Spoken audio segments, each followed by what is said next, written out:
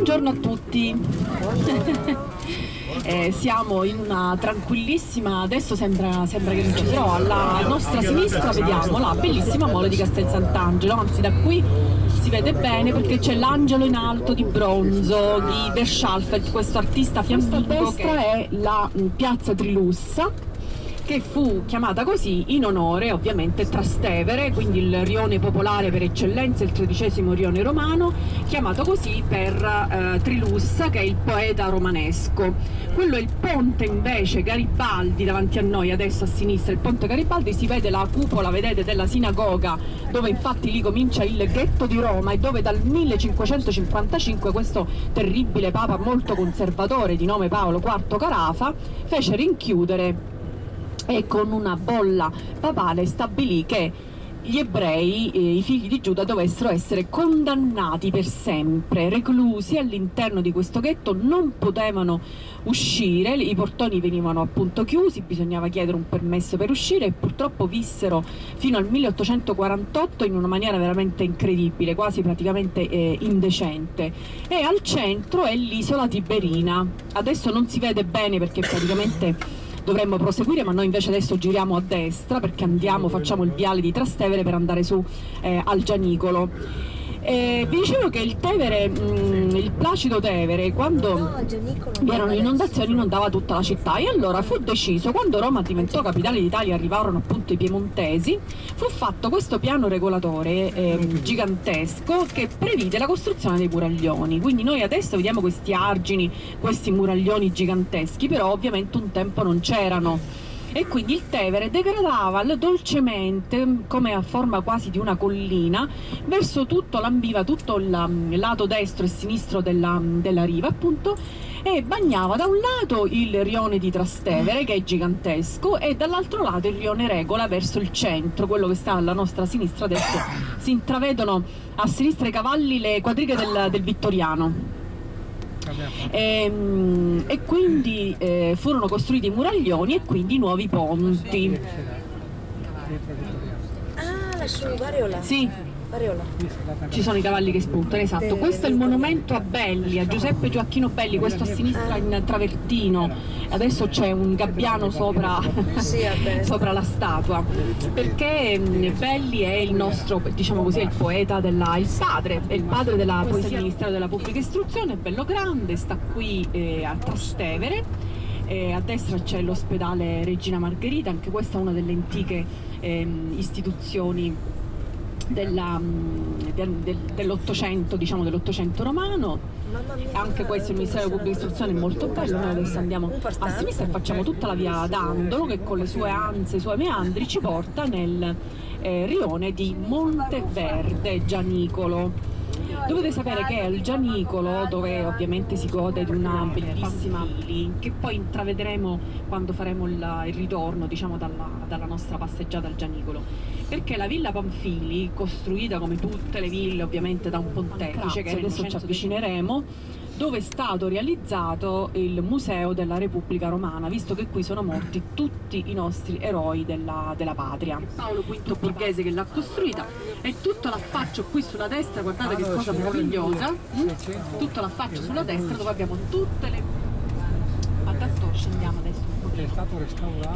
Sì, la Marmora, Roselli, Nicotra, tutti i più grandi combattenti che qui sono venuti, hanno combattuto quando con Garibaldi nel 1849 cominciava il momento glorioso. Questo momento glorioso purtroppo è durato molto poco. Dal febbraio fino a luglio del 49 durò la Repubblica Romana, quando Mazzini, Armellini e Saffi furono proclamati i triumviri della Repubblica Romana. Subito dopo il Papa, per rivalersi in qualche modo, chiamò il generale Oudinot. Guardate la statua di Garibaldi meravigliosa, guardate.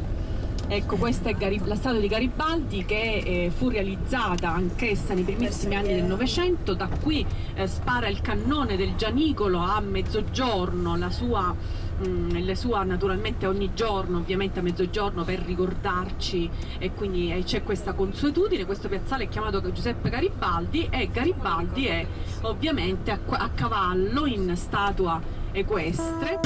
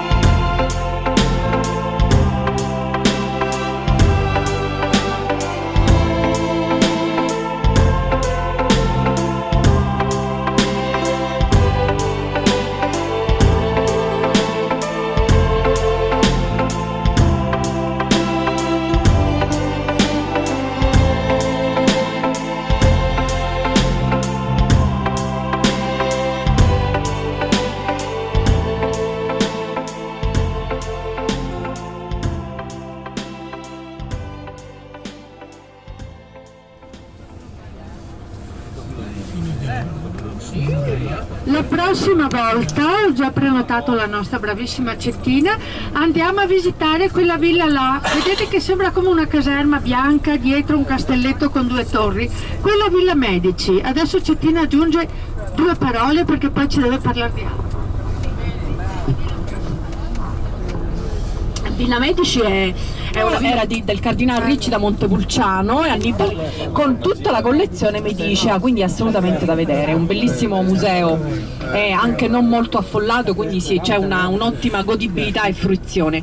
Questa signora a sinistra invece in bronzo è Anita Garibaldi, con la pistola in mano e il figlioletto in braccio, che era il figlio di Garibaldi, molto una grandissima donna. Infatti ha il proprio sepolcro qui, quindi è un monumento funebre questo, non è soltanto un monumento, ma c'è anche, adesso si vede un po' meglio, però appunto c'è questo detto che dice che qui sul Gianicolo, dove si sono svolte tutte le guerre della Repubblica Romana, Garibaldi volgeva le spalle, ovviamente opportunamente volgeva proprio le spalle, volutamente quello che si voleva fare era buttare giù il potere temporale pontificio. Manda 25.000 uomini guidati da questo generale Oudinot, il quale è molto bravo, poi questi erano formati proprio come Gesù. E poi dopo aver combattuto durante le famose 5 giornate, una lettera alla madre dicendole: mamma, la prossima settimana torno a casa, e invece purtroppo morì. Mausoleo ossario proprio lì. Ecco qua che ci siamo ritrovati giù, vedete dove siamo? Siamo tornati qui nella zona, ovviamente nell'area vaticana.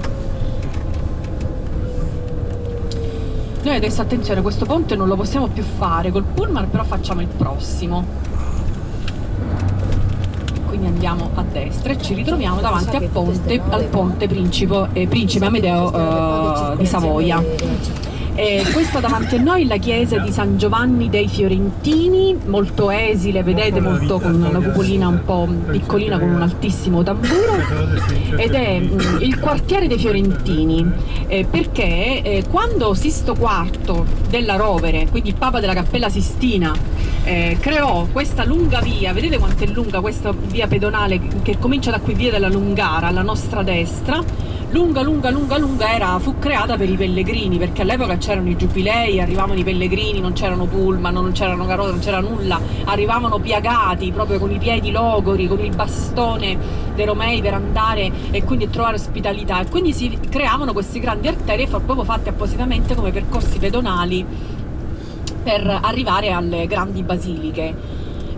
Parallelamente il suo nipote, che poi diverrà Papa con il nome di Giulio II, uno dei grandi protagonisti anche per la Basilica di San Pietro oggi, Giulio II, farà costruire parallelamente a Via della Lungara la Via Giulia, che è parallela dall'altro lato del ponte, dove vi fece posizionare Giulia da Giulio II, ovviamente al termine la chiesa di San Giovanni dei Fiorentini, che era la chiesa nazionale dei Fiorentini, perché all'epoca c'erano le chiese nazionali che andavano a proteggere tutti coloro che provenivano da quelle regioni, quindi non so, i Fiorentini, i Senesi, la chiesa nazionale, di tutto di più, e qui stavano tutti banchieri, artisti, poeti, scrittori, tutti i fiorentini che poi arrivavano in area vaticana. Infatti da questo lato, tutto qui sul fianco del Tevere, dove adesso stiamo girando a sinistra per andare in area sacra vaticana, erano posizionati, diciamo, gli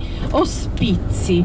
Uno di questi ospizi era quello per i sassoni, creato anticamente, quindi Saxonum, Santo Spirito in Sassia, è rimasta la denominazione, e fu completato come ospizio, è il più antico che a tutt'oggi funziona, perché è l'ospedale più antico che si trova in città, perché pensate che fu fondato in epoca medievale di alto medioevo, perché era il 780 quando fu fondato come ospizio per i pellegrini, per aiutare coloro che arrivavano e quindi andavano a vedere le grandi basiliche. Sisto IV della Rovere vi costruirà invece la grande basilica di Santo Spirito in Sassia, con l'ospedale che a tutt'oggi è il grande ospedale di Roma, che troviamo come grande mole, e tutto quello che vediamo sulla sinistra davanti a noi, di fronte a noi dall'altro lato del Tevere, vedete? È tutto Santo Spirito in Sassia, basilica e ospedale.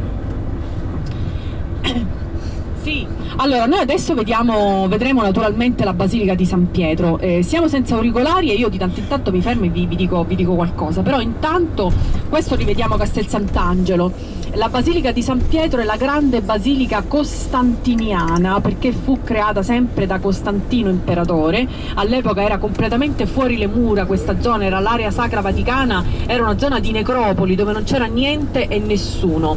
Quando verrà crocifisso a testa in giù in epoca di Nerone, quindi nel 64 verranno uccisi, martirizzati i due grandi principi degli apostoli, Paolo in zona però della cosiddetta abbazia delle Tre Fontane e poi sepolto nella Basilica di San Paolo, dove poi è sorta la Basilica di San Paolo, e Pietro invece è qui.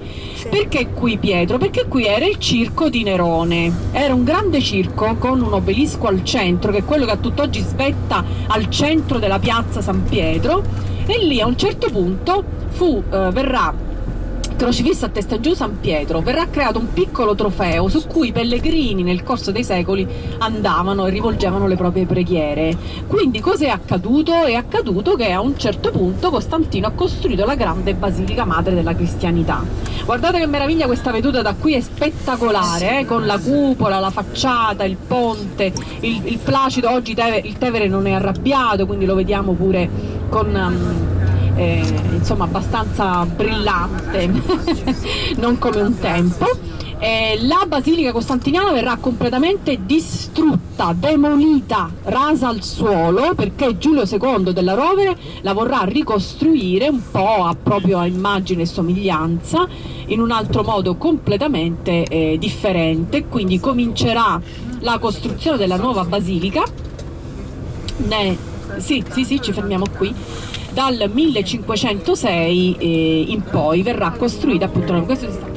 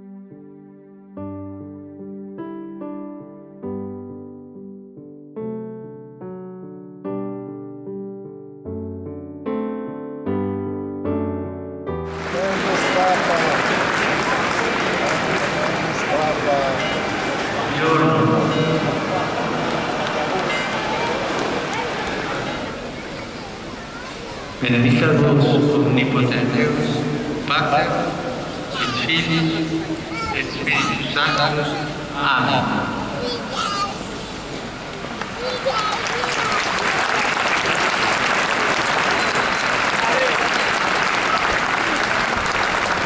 Cari fratelli e sorelle,